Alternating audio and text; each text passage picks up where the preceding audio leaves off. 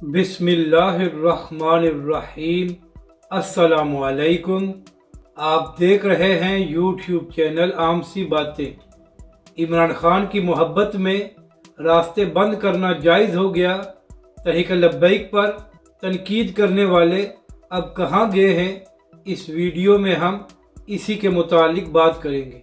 नाज़रीन कराम, इस वीडियो में हम आपको बताएंगे कि हमारे लोग कितने बड़े मुनाफिक हैं कि जब नामूस रिसालत का मामला आता है तो इनको बड़ी बड़ी दलीलें याद आ जाती हैं, लेकिन जब अपने लीडर की बारी आती है तो सब कुछ जायज़ हो जाता है। नाज़रीन कराम, जब तहरीक लब्बैक और अल्लामा साद हुसैन रिज़वी नामूस रिसालत के लिए मैदान में आए थे तो पीटीआई वाले और इमरान रियाज जैसे सहाफ़ी एक ही बात कर रहे थे कि इस्लाम तो रास्ते बंद करने की इजाज़त नहीं देता, तो फिर तहरीक लब्बैक वाले अवाम के लिए मुश्किलात क्यों पैदा कर रहे हैं। नाज़रीन कराम, आप जानते हैं कि कल इमरान खान साहब पर हमला किया गया था और इसकी जितनी मजम्मत की जाए कम है। तो इसी हवाले से उस्मान डार साहब जो पीटीआई के बड़े अहम रहनुमा हैं, कल उन्होंने बड़े फ़ख्र के साथ एक ट्वीट की थी।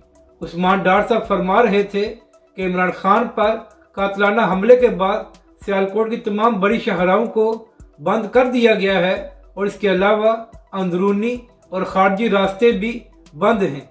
तो मेरा सवाल उस्मान डार और इमरान रियाज जैसे सहाफ़ियों से है कि क्या अब रास्ते बंद करना जायज़ हो गया है और अब आपको पाकिस्तानी अवाम की मुश्किलात की याद नहीं आई। तो नाज़रीन कराम, आप यहाँ से अंदाज़ा लगा लें कि ये लोग कितने बड़े मुनाफिक हैं।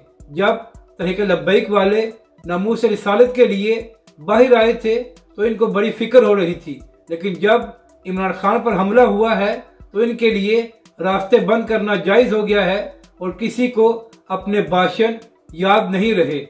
अपनी राय का ज़रूर इजहार करें कि आपको यह वीडियो कैसी लगी और हमारे इस चैनल को भी सब्सक्राइब करें।